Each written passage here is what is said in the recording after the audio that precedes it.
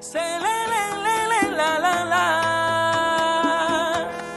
Oye, conéctate, que ya llegó Ronald Delgado y su podcast Emigrante.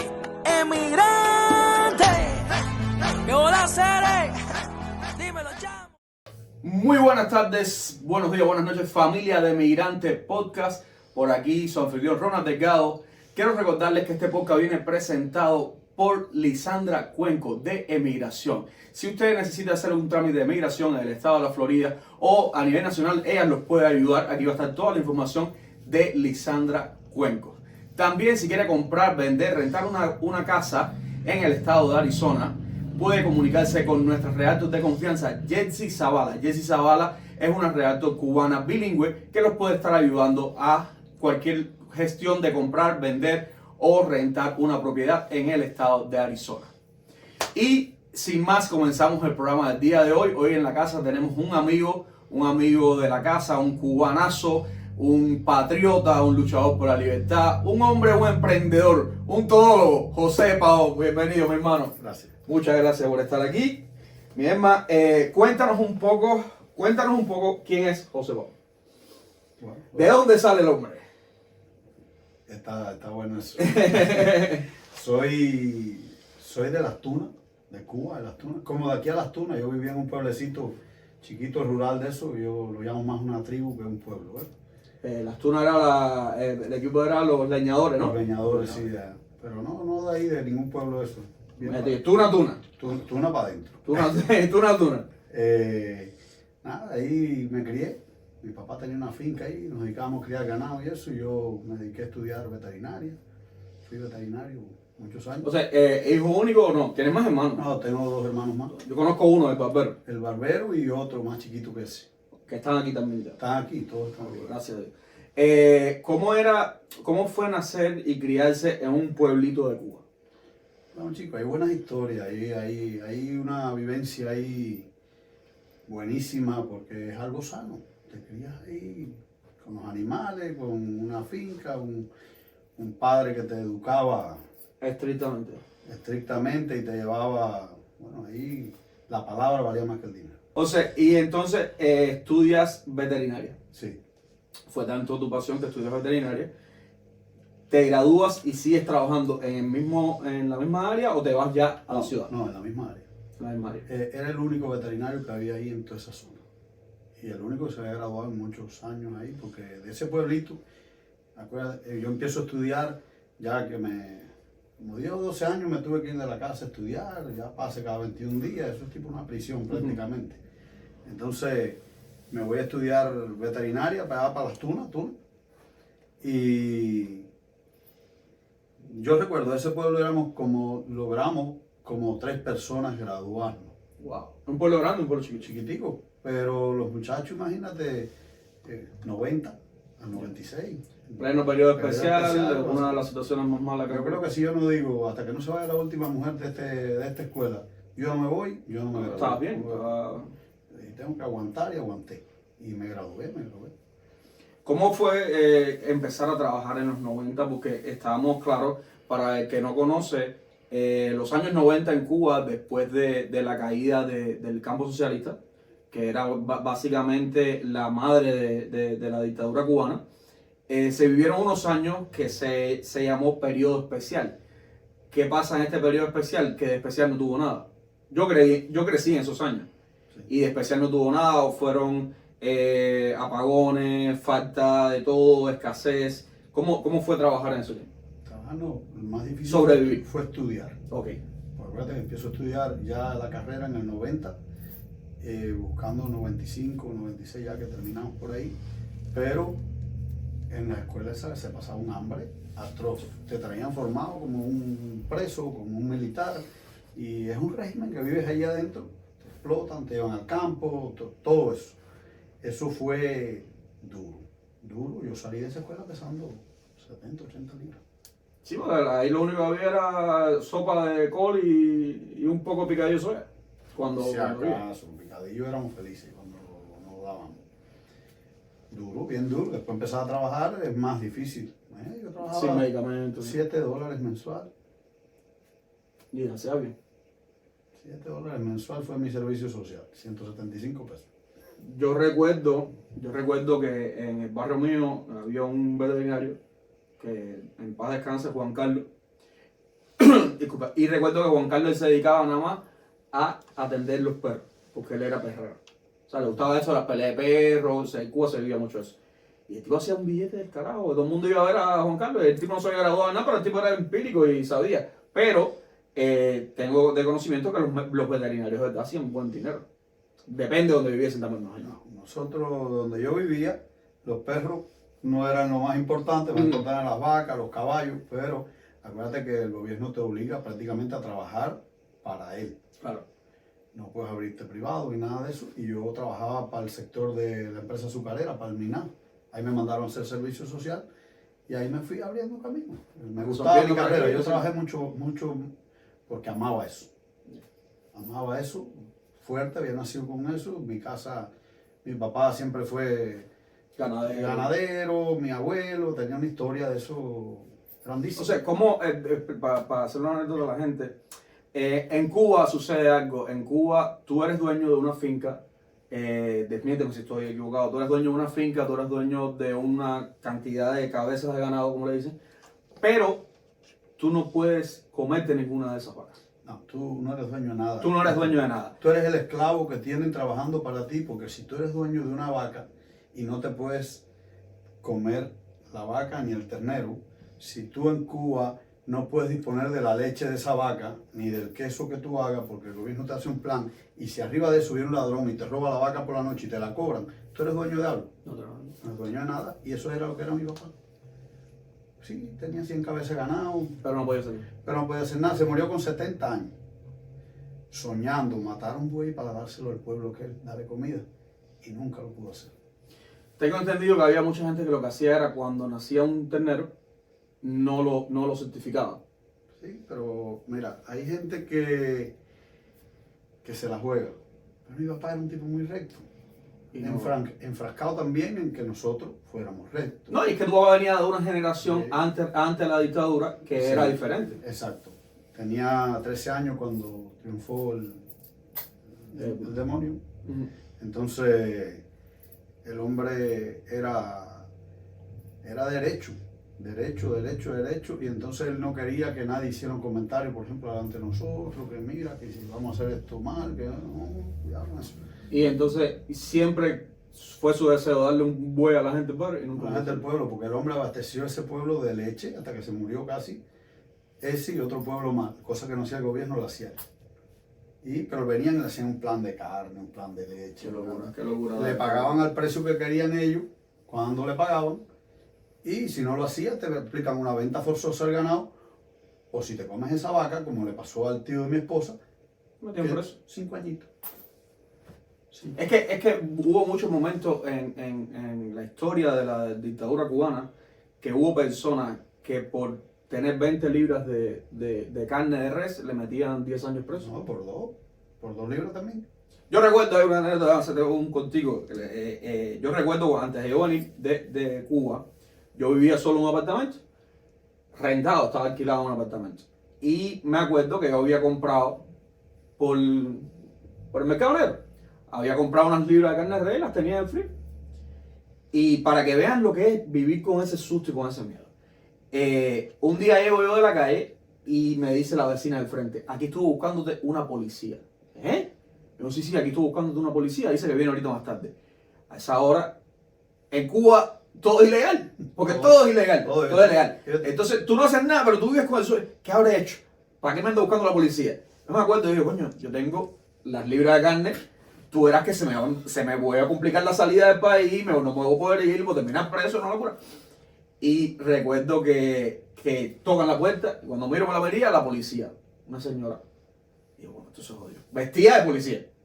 Y agarro, digo, voy para el balcón de la cocina, cojo la bolsita con la carne, la engancho en una soguita y la dejo caer por el balcón, ¿sabes? Para que no caiga abajo tampoco, me la robó, pero la dejo caer por el balcón y cualquier cosa que pase, vengo, corto la esto y ya, güey, yo eso no era mío.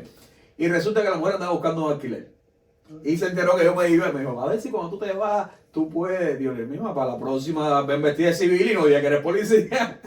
Porque me acabas de sacar un susto. Pero tú has hecho algo. Yo no he hecho nada. Yo no he hecho nada.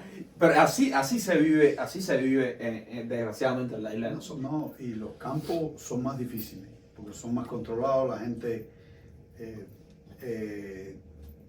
pocas personas, tú sabes que está el comité de defensa, está el chivatón del barrio, que está pendiente del que tiene algo, a ver cómo lo jode.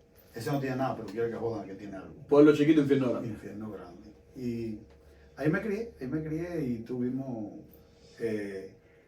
no, sí teníamos mucha vaca de puerco, chivo y de todo. O sea, ¿cuándo empiezas ya a visualizar una salida del país? No, ahí sí. Cuando yo me gradué de la secundaria, yo me fui con un grupo de amigos míos, porque yo soy de Puerto Padre, Ok. y entraban las lanchas al puerto a llevarse gente. Me metí como una semana durmiendo en la playa a ver si yo chocaba con una lancha. Con una lancha. Y al que acabo de salir tenía 13, 14 años. Llegué y le dije al primo mío, un guajirón que gracias a Dios yo creo que ya va a venir para acá, ya tiene toda la familia aquí. Primo, vámonos al país.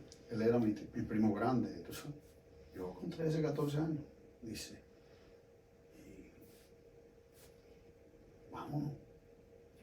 Como que eso a mí ya no me encaja, nunca me encajó. Y dice él, ¿tú crees que esta es una yegua de carrera esa? ¿Tú crees que nos podamos llevar la yegua? No me llevo un barco. Y es una anécdota que tengo de él porque me dio gracia lo que me dijo. Sí. Y tenía esa idea en la cabeza siempre, sí me vi involucrado con mucha cautela, me estuve involucrado en algunas salidas, ayudé a alguna gente, pero no se daba. Yo digo que me metí 17 años Tratando de irte y no se me daba. ¿En algún momento lograste tirarte al mar? No. No, era algo que Mi esposa llegó a agarrar el mar y llegar hasta Bahamas, pero para atrás, Wow. antes de ser mi esposa. Y la familia de mi esposa sí vinieron en balsa, el papá, un grupo de gente lograron. Sí, porque es algo, yo recuerdo también que cuando uno estaba más joven, aquellas lanchas que decía que costaban 8.000, no te voy a decir una canción de 8.000 y una lancha, y vivir en Puerto Padre, un lugar que hay, No, que hay esta cosas. gente hicieron una lancha de una pipa de agua, un motor de un tractor, y vaya, a ver cómo llegamos. Y llegaron. Sí, los agarró un barco, los recogió a medio camino, un mercante y los dejó en Estados Unidos.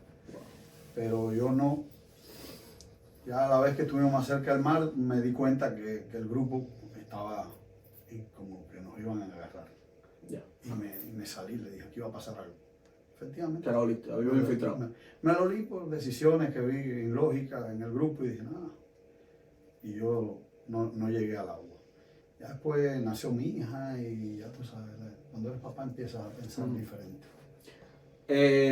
Conozco cuentos que me has hecho y que ya nos conocemos hace tiempo, que de hecho, aclarar que nos conocimos cuando el 11 de julio, cuando las protestas de Cuba el 11 de julio. Sí. Tuve el placer de conocerte. ¿Cuándo empiezas ya a tener problemas serios con el régimen? Mira, yo aparte de ser un tipo graduado, no me considero mala persona con la gente, nunca me consideré, pero yo hice algo que a ellos nunca les cuadró. No acepté ser militante. Ya. Y ya eso te convierte En un enemigo. Incluso a veces había jefes que me decían, nosotros te votamos en la juventud, no digan lo que digan. Porque una vez un jefe que tenía, le dijeron, sí, pero le tocaba como ponerme en un puesto mejor. Y digo, no, el hombre, y dijo, pero ni tu chofer ni el veterinario quieren ser militantes. Dijo, no, ya eso está resuelto. Y recuerdo que nos citaron como a 2 reuniones y fuimos, el chofer que está aquí también era peor que yo. Y no, que llegaron tarde, no, llegaron tarde, pues nosotros en realidad no queremos estar aquí. Y había uno, no vengan más, lo botaron del lugar. Yeah. Y ya, pero eso nos retregaban en la cara. Sí, te marcaban. Y entonces, siempre se lo dije a los que dirigían los lugares donde yo trabajaba, le dije, el día que llegue uno aquí que sepa menos que yo, pero traiga un carnet del partido de bolsillo, yo estoy de acuerdo.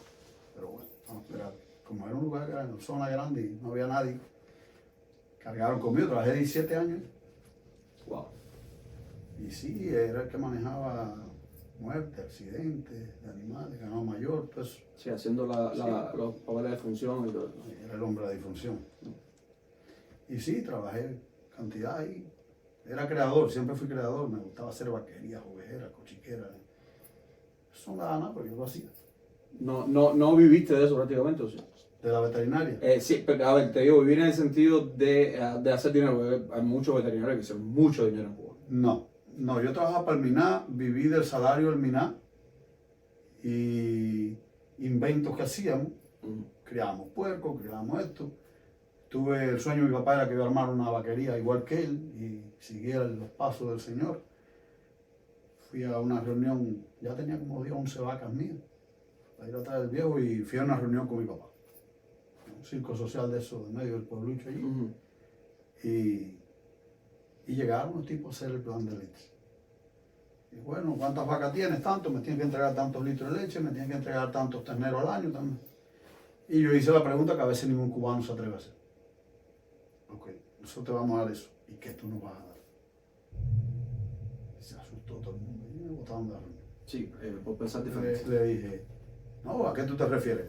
Yo veo que tú lo quieres todo, pero no nos quieres dar nada. ¿Y qué vas a darnos que sea un par de botes de goma, una soda? Algo. Todo es para ti. No, tú eres lo que somos descarados. Así mismo, mi papá me cogió por el brazo, me dijo, ese aquí. Llegué a la casa, le dije a mi papá, yo no voy a criar vaca. Yo no voy a criar vaca. Esa, yo me voy a deshacer de ella. Bueno, él la llevó, le dio las quejas a mi mamá, le dijo, que armó el nene. Y cogió, por la tarde, tenía dinero, vino y me las pagó todo. Y déjala aquí, salte esto. Es un problema el hombre.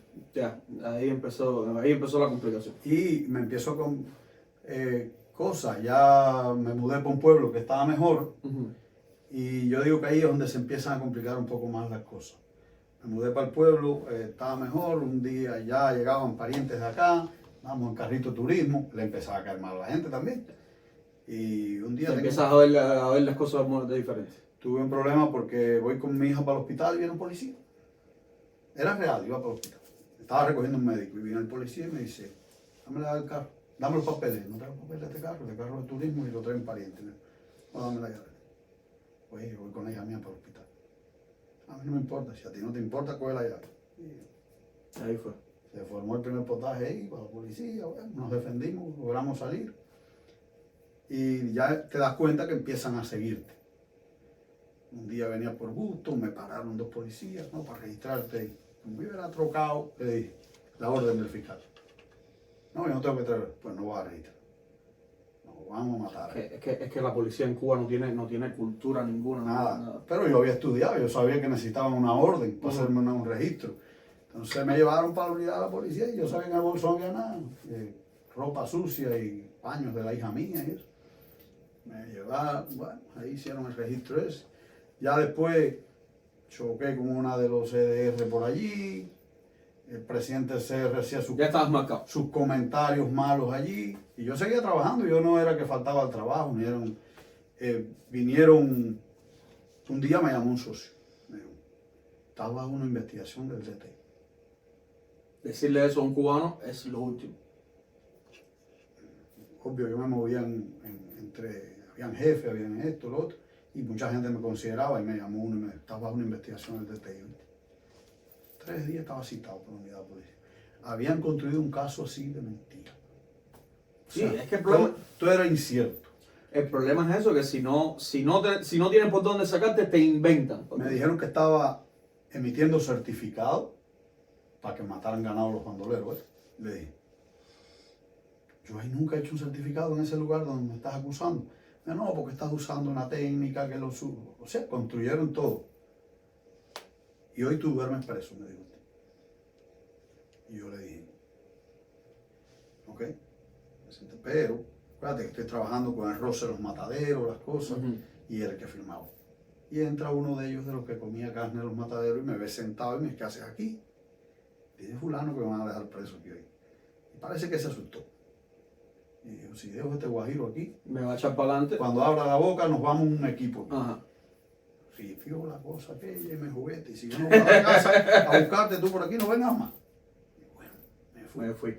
No me molestaron, pero ya sabía que había seguimiento, que estaban tratando de joderme y bueno, ahí vienen unos procesos en mi vida, me citaban en días extraños, vienen los viajes estos, misiones. Ajá.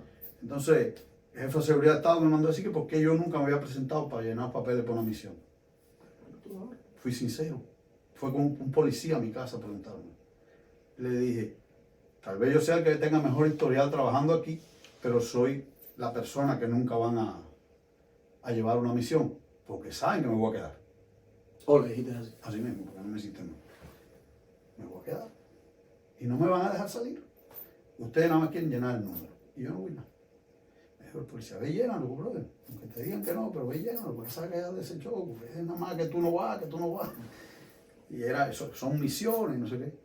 No sé si fui o no. La cosa es que, bueno, obvio no me iban a No te iban a hacer. Y entonces ahí, ya eso nació la hija mía. Bueno, ya la hija mía estaba nacida, vienen cosas ahí. Me tuve que ir para La Habana y atenderla porque estaba enferma. Hice otra vida en La Habana, fueron los últimos años ahí en La Habana. Trabajé, te digo, todo eso fue un transcurso para sobrevivir ahí 17 años De película. de película. ¿Cuándo es el momento que decides ya, cómo te vas de Cuba? No, eso yo siempre lo tuve en mente. Lo que pasa es que como tenía a mi hija y cuando estuve a punto de irme en un viaje, me dice la hija mía, me dice mi esposa, si tú te vas, ¿cómo quedamos nosotros dos aquí? Ya Diana enferma, todo esto. Y aquello me frenaba, me frustraba. ¿Eh? Entonces, nada, yo vine en un avión. Ok. Yo empiezo a hacer todas aquellas situaciones yo las guardé. Mi casa se mojaba, era un desastre aquello. Viene un inspector con unos papeles de decomisar la casa porque había sido una compra ilegal, no sé qué, una casa de madera cayéndose. Y yo, no te digo que no le jugué a la cabeza porque yo me quería ir. Agarré todos los papeles y me volvió a la casa. Pero ya con vista que era del gobierno. Ajá. ¿Está bien? No tenía mucho interés en la Tú vida. preparando el caso futuro. Todas las situaciones guardan aquí que yo voy guardando evidencia. Pues llega el momento que me voy para La Habana. Ahí me voy para La Habana a luchar con la enfermedad de mi hija. Mi hija tenía un problema en la vista y no veía de un ojo y estaba perdiendo la vista del otro. Y era una enfermedad única en Cuba. Bueno, pues viene el rollo aquel de la enfermedad de mi hija y yo me fui para La Habana, no conocía nada, sobrevivir, ahí me gradué de botero entonces. Pues tenías carro. Tenía un carrito. Botero, para los que no son cubanos y no entienden, botero es taxista, es como un Uber, pero sin aplicación. Ya. Me fui para La Habana, ahí vendí zapatos, ropa, perro, gato, todo lo que me topé, para sobrevivir aquí en aquella ciudad. Y unos amigos me consiguieron una renta y me mudé para la renta ahí. Porque yo fui a atender a mi hija, pero me dijo el médico, no, pero en 15 días tengo que seguirla atendiendo y semanal. ¿Y ahora qué me hago? Yo era... Recuerdo que cuando me pasó lo de mi hija, no hay tratamiento, esto no funciona, pero yo le digo, ¿qué pasó aquí? Viene una persona que se compadece y me dice, no puedes decir mi nombre, pero sí existe el tratamiento. Wow. Lo tiene Eusebio Leal en la clínica que está en Obispo, pero solo para el turismo. Voy a hacer un acto. Hay muchas personas que piensan que han creído que Cuba es esa potencia médica que siempre ha vendido la dictadura y no es así. Quizás es una potencia médica para el que tiene dinero. Ahí estamos, vamos a ver ahora mismo una historia. Quizás una potencia médica para el que tiene dinero. El cubano a pie va a unos hospitales que son cascos, que no tienen absolutamente nada, que están en total desastre. Y el extranjero tiene clínicas como La Pradera, clínicas como las de Eusebio Leal, Alcira García, Alcirén también que había, Alcimec. Son hospitales que son solo o para altos cargos del gobierno o para extranjeros. Para que borren esa idea de la bondad de la revolución, que al final todo es una mentira. Y entonces, llegué, mi hija ahí le quería meter había que poner un lente en el ojo para que reteniera la enfermedad y y a ver si ganaba algo en visión. El lente se llama gas permeable, pero eso no estaba, en Cuba no existía supuestamente. Cuando esta persona me dice, no, lo tienen ahí, pero no puedo decir que yo te lo dije. ¿Y por qué? Dice, porque el amigo mío se lo dijo a una gente, esa gente fue, compró el lente, salió para el Consejo de Estado, enseñó la receta, le dijo lo que había que decirle. Y se explotó.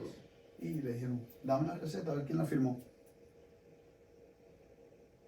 Le dieron los lentes, pero el médico lo botaron, de médico. Entonces, yo fui y compré los lentes. Cuando fui a la doctora, una doctora buenísima, Helenia Alonso. Lo único que le faltó fue mudarme para su casa.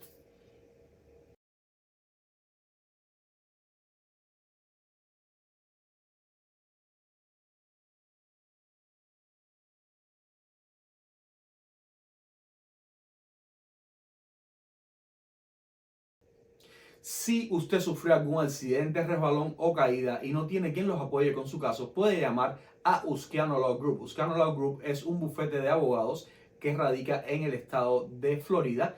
Ellos los pueden ayudar a hacer todos esos procesos. También los puede ayudar a hacer una bancarrota si lo necesitan. Llame, pónganse en contacto con los abogados de Usquiano Law Group y no se va a arrepentir.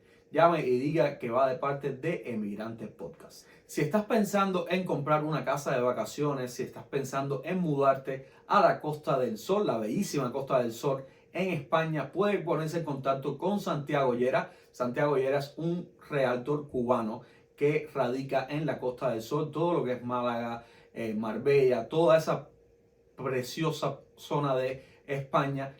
Santiago Llera los puede ayudar a comprar un apartamento, lo puede rentar como Airbnb o simplemente lo puede vivir. Llame a Santiago Llera, dígale que va de parte de Emigrante Podcast y Santi los va a ayudar sin problema alguno.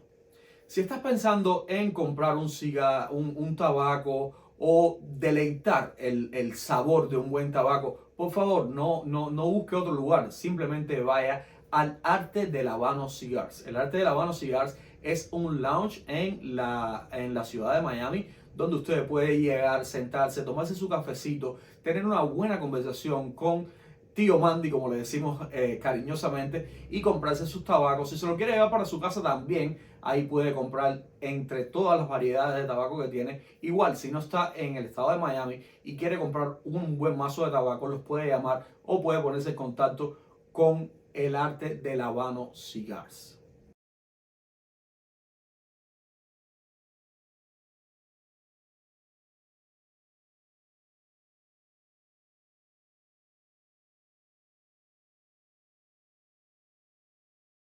Y tuvo intenciones. Si no tienen donde vivir, ven que vas a vivir aquí.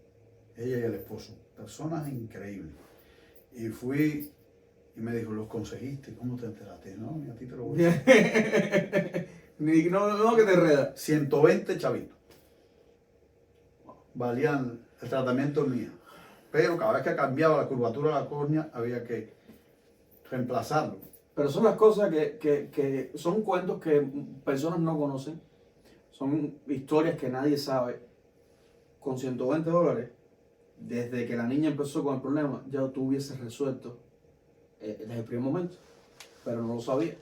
Si no llega a aparecer esa persona, ese ángel que te dice la verdad, la niña no puede ver. No. Con el dinero para comprar el lente. La cosa es que cuando de esos pares de lentes compré 7. Pero recuerdo que en un viaje que fui a Oriente, llegué a donde yo trabajaba. Me dijo, oye, ¿cómo estás? ¿Estás resolviendo el libro? Todo el mundo estaba, ¿sabes? Un poco atento. Y le dije en un grupo así que había de personas. Le dije, sí, pero está de madre. Yo ganaba $20 mensual. $120 vale el tratamiento de mi hija. Y lo venden aquí. Y siempre hay un comunista entrenado. Sí. Unos se asombraron, otros no lo creían. Y el comunista entrenado dijo, son técnicas que tiene que usar la revolución para sobrevivir. Le dije eso porque no es tu hijo. Nada más le pude decir eso. Cuando sea tu hijo eras. Pues, me metí a botero. Más o menos me buscaba más. Claro. Y cuando no me alcanzaba, algunos parientes, amigos acá me ayudaban con pagar los lentes, la renta. ¿Cada qué tiempo tenías que pagarlo? Era relativo. A veces cambiaba la curvatura en 3 meses y había que ir. Una vez se nos perdió un lente al mes, lo lloramos porque no teníamos ni cómo ir a comprar el otro, cosas así. Lo que pasa es que me voy dando cuenta, acuérdate que estoy haciendo un caso, Claro. me voy dando cuenta que yo iba, los 2 primeros pares de lentes fui a comprarlos y entregaba la receta y me daban los lentes, pero no me dejaban la receta. Porque es la prueba que tú tienes ante el mundo, que ellos están vendiendo ese producto Claro. en una clínica solo de turismo. Entonces me di cuenta, los otros lentes, le sacaba una copia y daba la receta, pero me quedaba con una copia. De esto algún día yo voy a enseñárselo al mundo. Me quedé con la copia.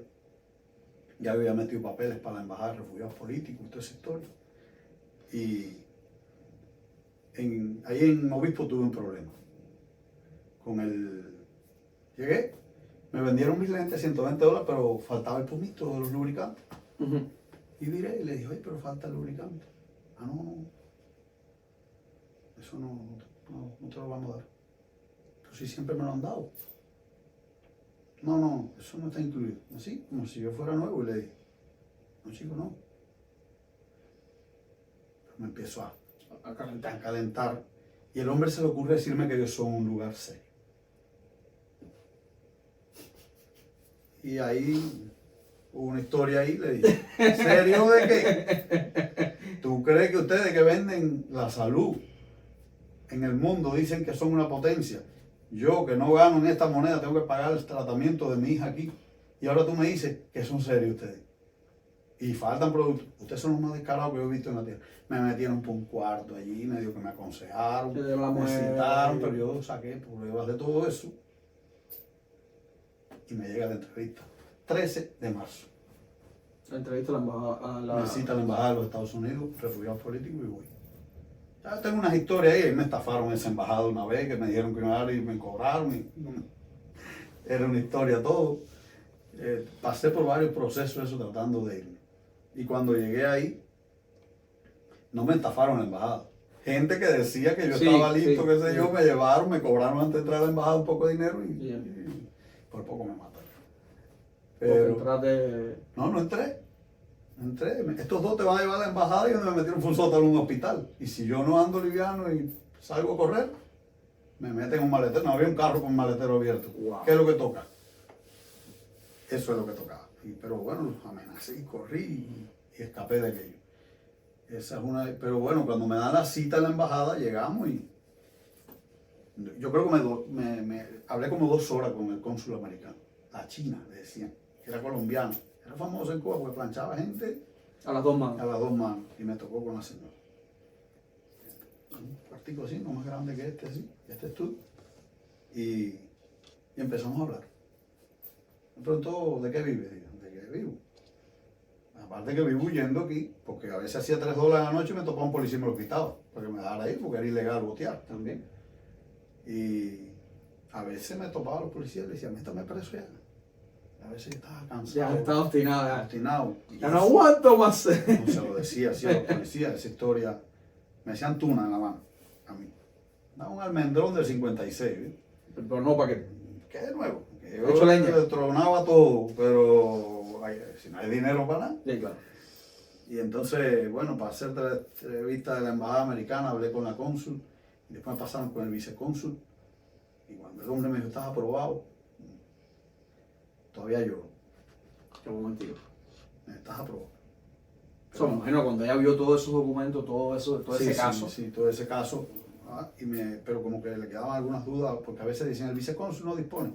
Sí, me dio otra cita con el vicecónsul y el tipo me hizo prácticamente, amistosamente, la misma pregunta. Y yo le dije una cosa al vicecónsul. Mira, si en las manos de ustedes está aprobarme, háganlo. Pero si no está en tus manos, desaprueben, porque de todos modos yo me voy a ir. Y a la hija mía me la llevo a este país. Yo no voy a ir, estás aprobado. Bueno. Pero no te vayas a ese pueblo más. Quédate por aquí. Da vuelta, aquí no te conocen tanto. Hasta que yo te voy a llamar para tenerte listo. Visa, carro, casa en Estados Unidos, todo. Como yo le había dicho que me iba a ir, me fui por otro lado. ¿No esperaste? Nada, la esposa mía, la cita, tiene... Oye, pues si lo tenías en la mano. Pero cuando Dios abre las puertas, las abre. Sí, por sí, donde hay que quiera. aprovecharla, hay que aprovecharla. La esposa mía dice, el padre era ciudadano americano, la hermana había venido para acá, había hecho una fuerza ahí y nos acomodó. Y le llega reunificación familiar por el padre en la otra embajada. Una es de refugiados y la otra la de refugiados, la que quedaba, que hacía esquina Esquina frente en al el malecón, malecón. con un edificio viejo, Ajá. como viejo. Y casi colindan ahí, Sí, pero sí. no es el mismo edificio, ni tienen tanto contacto ellos, digo yo. Porque esa en realidad está registrada como una embajada de Suiza. Era la sección de intereses de la embajada suiza. En la embajada En suiza. la embajada suiza. Y entonces, 13 de marzo, como en junio por ahí le llega la entrevista. Así que en marzo, abril, mayo, junio, la entrevista a mi esposa. Entramos a la otra embajada y nos aprobaron. Para hacerte el cuento corto. 19 de julio estaba aquí. Como 25 de julio me llamó el de la embajada del otro lado, a mi suegra. Le dice, pues ya no me localizaba por el Ajá. teléfono que yo tenía y yo le dejé 3 teléfonos. De apellido Rosell, el vicecónsul, Vicecónsul. pero como que se familiarizó conmigo bastante. Llamó a Oriente a mi suegra. Y le dijo, oye, ando buscando a José Pavón, soy de la embajada de los Estados Unidos. Ah, José está en Estados Para que Unidos. se vaya, dice mi suegra. No, y ya no se fue. Y dice él, colgó y llamó. Para atrás otra vez. Dice, ¿cómo? Mira, es de la embajada, yo tengo la salida de él aquí. Sí, pero a mi hija le llevó la reunificación familiar. Y se Y fue. él se fue y dice que le dijo, me dijo que sí iba a ir. De una manera u otra. Llegas a Estados Unidos. Pues sí. ¿Cómo empiezas aquí en Estados Unidos? Ah, no. ¿A dónde llegas? Llegué a Miami, Ujú. casa de mi cuñada. Ahí estuve un tiempo, me metí como 2 meses sin trabajar, estaba loco ya. Y conseguí un trabajito en una compañía que tiene en Miami la mujer de un primo mío y la hermana. Se llama Carizán la compañía. Ahí trabajé, poquito ahí. Pues un amigo me consiguió un trabajo en Lehigh, que había mi suegro, y me fui para Lehigh a limpiar hotel. Ajá. Un trapeador inolvidable. ¿Diste el mago o las manos? 11 baños limpiados todas las noches, todas las vidrieras, un gimnasio y una piscina.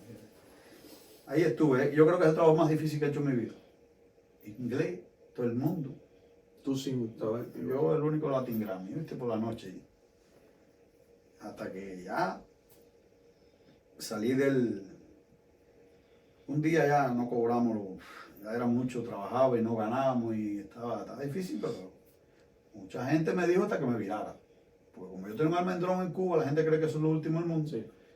Y vivía en La Habana Vieja, que nadie sabía que la casa era rentada, pero era mi casa. Porque incluso tienes una casa rentada en Cuba y no puedes decirlo. El presidente CR te cae y es ilegal para que te la rentó. Y este no tenía nada. El almendrón y más nada. Y entonces, ahí estoy y le dije un día a mi esposa, me voy para Arizona. ¿Por qué Arizona? Porque aquí vivía el tío de mi esposa y unos primos míos estaban trabajando aquí. Un primo mío que había venido adelante y me dijo, echen para acá, que el lunes te tengo trabajando. Y salí en un avión con la ropita. No tenía dinero para pagar. Llevaba casi 6 meses allá. Pero con una situación complicada. Complicado. Ayudaba en la casa y apenas daba para eso. En la casa que vivía. Y entonces, nada, llegué aquí. ¿Viniste solo o viniste con la mujer y los niños? No, tuve que dejar a mi mujer y mi hija allá, en Miami. Y viniste solo a abrir mundo. Solo a ver cómo era esto, porque me habían pintado también que esto era Sí. el medio del oeste. Así como las películas. Y entonces miré, bueno, ciudad está bonita, me dieron un trabajo, me gané $1000 la primera semana y yo dije, Aquí es. aquí es. Pagué unas deudas, me gané 1000 más, traje a mi mujer y mi hija. Y ahí, en casa de un tío ahí, me instalé hasta que llegó mi concuño, rentamos una casa entre las dos familias y el trabajo de $2000 más fue en 3 semanas, como que pasa, que saliera el bache. Sí, y De ahí a cambiar llanta, hermano, de camión de eso. ahí es que empieza el mundo de los camiones. Ahí empiezo el mundo del camión, Empezaste poniendo llantas. poniendo llantas de esas. Las llantas me han dejado mis buenos recuerdos en el cuerpo, accidentes con llantas, de todo he tenido. Wow. Y empecé ahí, cambiando llantas por $300 y pico a la semana, De ganar 1000. a $350. $350. Sí, ya llevaba 2 semanas sin trabajar. Y me me topé a un tío ahí y le dije, consígueme un trabajo. Un tío de mi suegra, le dije, me ve un trabajo, pero es para gente, así mismo me dijo, voy a decir la palabra, eso es para gente que no tiene papeles, me dijo así, porque te matan, yo tenía papeles, pero le dije, Lo que sea. te pedí un trabajo, no te dije para qué. Imagínate, mi primera semana ahí se apostaron dinero que me hacían ir, matándome a pinche. Un cubano vino y me lo dijo, corre, y me dijo, chamaco, vete aquí, esta gente te van a reventar. Porque es una oficina despachando trabajo y tú cambiando ahí como burrito. Gente inhumana. Sí, que es un trabajo duro, un trabajo. Y yo le dije, ¿tienes dinero? Claro, me veían blanquito, me veían fresita, dijeron, le dije, dice, no, y puedes jugártelo, que de aquí no me va a decir nadie. Tienes mujer, hijo, y tal. Una situación Una complicada, situación pesante. complicada. Y ahí me metí en el mundo de esos camiones, siempre tratando de aprender de todo. De todo, de todo, de todo. Ya cuando me fui a esa compañía, no sé si te hice la anécdota, no te la he hecho. Cuando me compré el primer camión, prácticamente sin dinero, el primer camión, mi concuño empezó a manejarlo, ya vimos otra. Eran otros tiempos también. Sí, y ya después me compré otro. No me compraba ni ropa ni zapatos, me compré otro camión. Y ahí. Ya, porque Estados Unidos tiene algo. La gente se queja, pero aquí lo que hay que visualizar lo que tú quieres. Y perseverar. A lo mejor a ti te toma un año y a mí me toma 5. Pero al final llega lo mejor. Pero al final llega. ¿Llegaste a tener cuántos camiones? Entre una cosa y otra llegué a tener 10 camiones. 10 camiones. 10 camiones con 10 choferes, No, nunca tuve los 10 choferes. pero tú 10 camiones. Los 10 camiones sí, pero tenía 6, 7 choferes. Estamos hablando que vienes desde un campito de Cuba, siendo veterinario, Ajá. llegas a trabajar limpiando baños, después pasas a poner llantas, Ujú. a poner gomas de camiones, a tener 10 camiones. Ya. ¿En qué tiempo fue eso? Yo creo que me tomó los 10 camiones tenerlos, me tomó como unos 6 años. O sea, pero A los 10 meses me compré el primer camión. es al punto que quiero llegar. Nada es imposible. Nada. Todo con esfuerzo y con buena visión te llega al lugar que quieres. Exacto. Siempre por la línea correcta. Es lo bueno que tiene este país, que tú puedes hacer todo lo que tú haces. Puedes fracasar y empezar otra vez. Es correcto. Siempre y cuando no te metas en las cosas que no son legales. Fíjate que, ¿cómo se llama tu programa? Emigrante. Porque Eres un emigrante. Entonces nosotros los emigrantes llegamos un poco malas mañas de los países de nosotros, porque allá todo es robado, todo es ilegal. Entonces llegas aquí y tú tienes que rediseñarte y decir, yo no voy a hacer eso más. Yo aquí trabajo y me pagan. Y si no me gusta este trabajo, me busco otro. Y puedes triunfar. O sea, hoy eres dueño de un dealer de camiones. Sí. Bosch, ¿Pavón en Bosch o Bosch y Pavón? Siempre Pavón and Bush. Pavón en Bosch. Que de hecho estuvimos aquí, pueden buscarlo. Disculpen. La entrevista que le hicimos a partner de José, a Eric Bush, buenísimo, un chileno espectacular. Bueno. Ese chileno es lo máximo. ¿Cómo llega, en qué momento llega el dealer? ¿En qué momento dice, voy a hacer un dealer, voy a empezar a vender, a comprar? ¿Y cómo funciona? Te voy a decir cómo funcionan los sueños. Llegué a comprarme un camión por primera vez en un dealer en la Freightliner. Pero acuérdate, yo vengo del comunismo y no creo mucho en muchas cosas. Está bien, ¿qué te han dado? Y llegué a la Freightliner y me pareció que el vendedor de la Freightliner me estaba imponiendo un camión. Ok. Yo lo percibí así. Y yo quería otro, porque yo tenía conocimiento. Y me dijo, ok, te lo voy a vender. Mi esposa fue, miró el camión y yo, y no, ya tenemos camión nuevo. Camión nuevo. Ya yo tenía 2 camioncitos viejos. Me dice, el lunes el hombre me llama, me dice, lo siento, pero ese camión ya estaba vendido. Que lo siento soy yo, que yo ahí no te voy a comprar nunca. Nada. No te pongas bravo. No, sí me pongo bravo. Yo vengo de un país donde me imponen las cosas y tú no me las vas a imponer aquí. Y voy y conozco al chileno. Llegué a la internacional aquí, que él trabajaba ahí, y miro por los costados. Digo, ¿quién podrá ser dueño de un lugar tan lleno de camiones? Y el dealer mío no está como la internacional, pero está. Entonces, y un lugar tan lindo. Habían 2 camiones, una pasarela así que tienen, en la lomita donde lo suben, y llegué. vi a alguien que no me quiso atender muy bien porque soy latino, daba con ropa de mecánica. Sí, este viene a mirar para perder el tiempo. Exacto. Pero el chileno es un personaje Hey. muy respetuoso, que escucha a todo el mundo, una persona... Y es vendedor. Es vendedor. Y le dijeron, atiéndelo tú, que es latino. Y hablo con él. Eri me vendió 2 camiones ahí. Incluso a Eri le dijeron, ¿y ya tú le preguntaste cómo él te va a pagar los camiones? Y yo tenía una tarjeta de Ryan Smith, un millonario aquí que era el que me iba a comprar 2 camiones. Y sí, este te lo va a pagar apenas que... compré los 2 que estaban así en la lomita. Eso lo quiero. Le dije, quiero uno, y fui y le propuse a Ryan, ¿quieres los 2? Llévate los 2. Porque se me había fundido un camión y, le voy a decir, Dios ha jugado una parte importante en mi vida. Me ha ayudado en todo. Y el camión se me había roto, fui a un lugar y había Juan, Cristiano, el mecánico, y me dijo, está fundido. Yo hasta lloré. Y me dijo, no tenía dinero para arreglarlo ni nada, estás empezando. Y me dijo, pero no se ponga así, yo siempre tengo algo mejor que usted. Y cuando fui a darle baja al seguro, me salió Ryan, me dijo, yo te compro 2 nuevos. Wow. Te compro uno nuevo. Fui, cuando le propuse que me daban los 2, negocié el precio. Si compraba los 2 me daban mejor precio. Me dijo, ¿los quieres los 2? Ya está. Y conozco a Bush.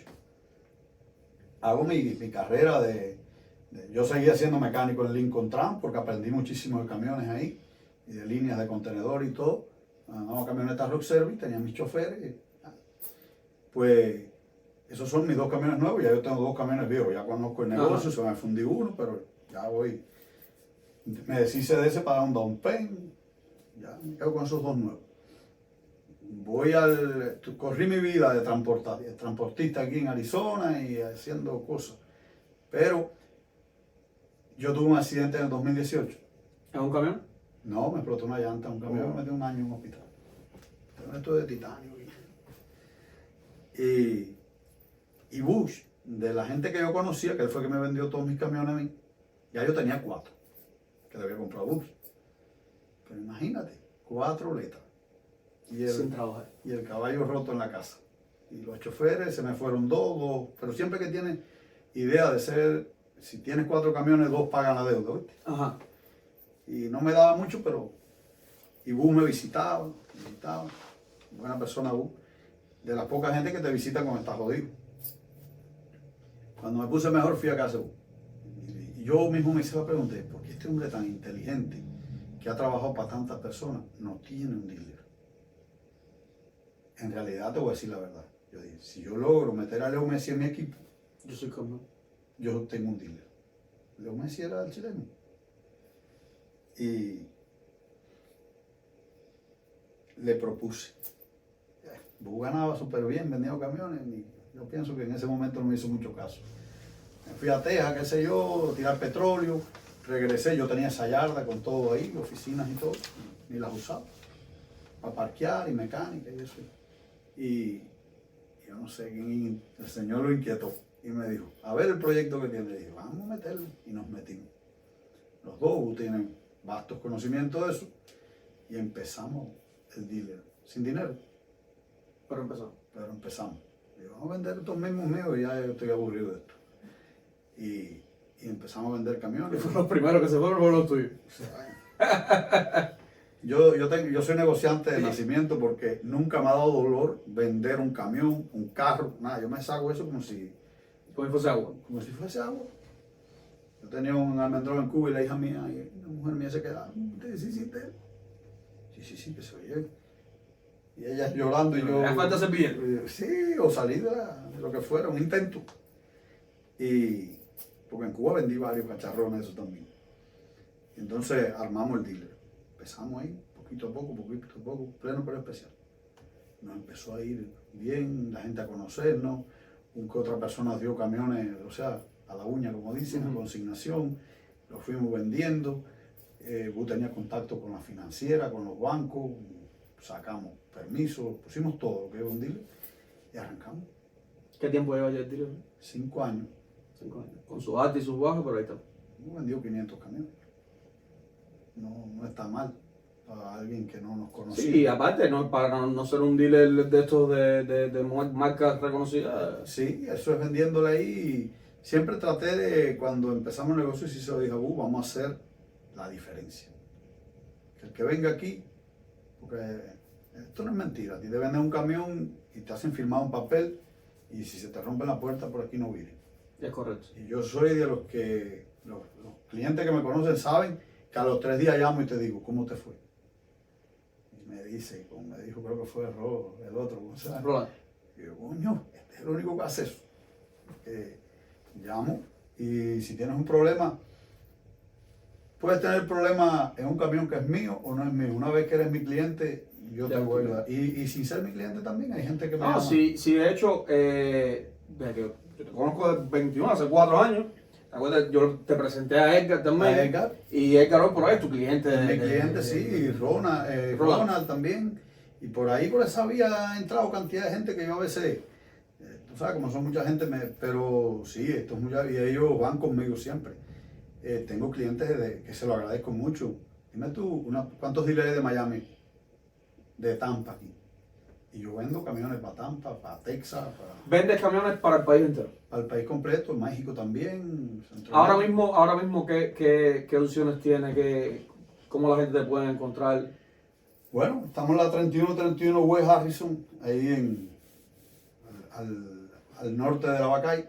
De hecho, aquí va a estar un banner con toda la información del dealer. O si quieren contactar a José o a Eric, pueden llamar. Nos pueden buscar en Google. ¿Tienes alguna oferta especial que quieras? Tenemos camiones ahora mismo de todos los Siempre hay tipos. oferta. Siempre hay oferta. Tenemos casi 20 camiones. Y hay camiones buenos hasta en $12,000. Así que ya saben, familia, si quieren comenzar un negocio que es un negocio próspero, pero un negocio sacrificado, lo digo por experiencia propia, tienen que ir a Pavone Bosch Truck Dealer. Aquí va a estar toda la información y ahí pueden ver a José ahí y vayan de parte de Emigrante Podcast, que siempre los van a tratar mucho mejor todavía. ¿Algún consejo que quieras darle a todos esos emigrantes que recién llegan o que recién salen buscando una vida mejor? Bueno, como te dije ahorita, para triunfar aquí, no te metas en problemas, mira siempre un punto fijo, lo que tú quieres lo puedes lograr aquí, este país le da muchas prioridades a uno, ayuda a uno, y nada, trabaja, levántate, esfuérzate y sé valiente, que las demás cosas van a ser añadidas. Lo demás viene solo. O sea, ¿qué planes a futuro? ¿Un dealer más grande? ¿Otro dealer? Yo tengo el proyecto desde que empecé, sin nada, expandirlo. Irme a otros estados, ponerlo. Lo que pasa es que hemos tenido tropezones y ya a esta época deberíamos tener, si llegamos a seguir como arrancó todo, ya tuviéramos 2 locales. La economía subió. Bajó la economía, todo se nos puso un poco difícil y nos mantuvimos, pero sí tenemos el proyecto de crecer. Esa es la idea. ¿Qué esperas en estos 4 años de Donald Trump en la Casa Blanca? Bueno, sobre todo que se recupere la economía, porque está muy desgastada, sobre todo la economía del transporte, la sufrió fuerte y el hombre está tomando sus medidas. Imagínate. Pero se necesita tiempo. Ya lo que ya son 2 meses y se necesita. Yo digo que necesita tiempo, está tomando medidas, la está implementando. A unos no nos gusta, a otros les gusta. Uh-huh. Y es como todo. No es de azúcar, ¿sabes? Porque le gusta a todo el mundo. Pero no es menos hecho que está sacando delincuencia de aquí, gente es como que se ha metido en problemas. Última pregunta que no podía dejar de hacértela. Cuba, ¿qué futuro es? No. Cuba hace tiempo que está sin futuro y si la dictadura sigue en el poder, el futuro es peor. En un dado caso, Dios ponga su mano y Cuba queda libre mañana mismo de dictadura, ¿regresarías a Cuba? Hacer una carretera para el pueblecito. Nada más que hablar. Familia, esto ha sido un podcast más, esto ha sido una entrevista más, esto ha sido una vivencia real de un emigrante real. Esto es Emigrante Podcast. Síganos en todas nuestras redes sociales, darle like, compártenos, a share, díselo a tu vecino que todavía no nos ve, para que vea historias como esta y se emocione con historias como esta. Y el recién emigrado, el recién emigrante que acaba de llegar, vea cómo se puede pasar de limpiar baños, de cambiar gomas, a ser el dueño exitosamente de un dealer. Recuerde, si quiere comprar algún camión o financiar o vender también, vaya a ver a Pavón y Bosch. Aquí va a estar toda la información. Esto es Emigrante Podcast. Bye. Papá. Gracias. Gracias a ti.